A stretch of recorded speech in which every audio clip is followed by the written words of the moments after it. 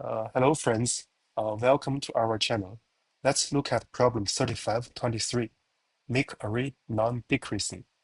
So in this video, actually, we're going to explain how to reduce the problem to be a very simple problem. So though I write data structure as stack, essentially you just need to use a list, or even you don't need to introduce a data structure, right? So here, the statement is to replace some subarray with the maximum value in that subarray and try to make the array non-decreasing. So here, the key observation is this. You select a subarray and replace it with a single element equal to its maximum value.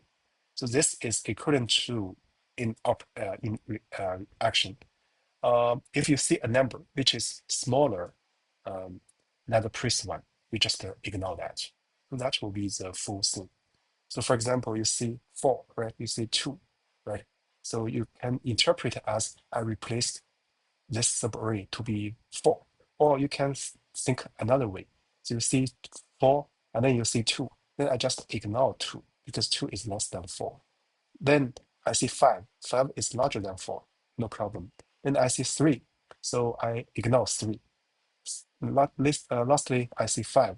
But 5 is not less than the previous 5. So I still append that. So this will be the main idea. So due to this, we can explicitly introduce a data structure, or we can just directly write the code. So let me first write version 1. So here I can use a stack just for naming. We don't need to take it seriously, right? So basically for I in range 1 to length of nums. So then if the current number is less than the stack top element, so you're going to continue, corresponding to ignore it. Otherwise, what do you do? So you just stack append the current elements, right? So this way, the final state of the stack or the list will be a non-decreasing one. So you can return the length, right? So let me run it and submit that. Yeah, this is one way, but this way, the time complexity will be On, right? But the space complexity will be also On. So time is On because of linear scan. Space complexity will be also On due to the introduction of a stack variable.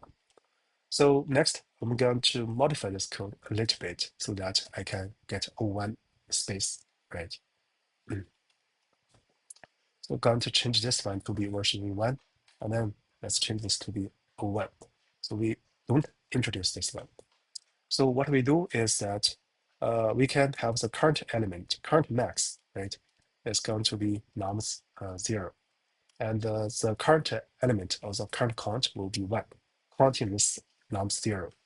And then we are going to iterate for I in range 1 to length of nums.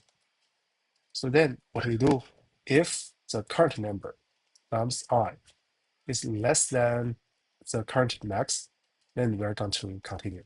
Same as here. Then what we do next, if you within this round for I, then we'll have a larger or equal number. Then what we do?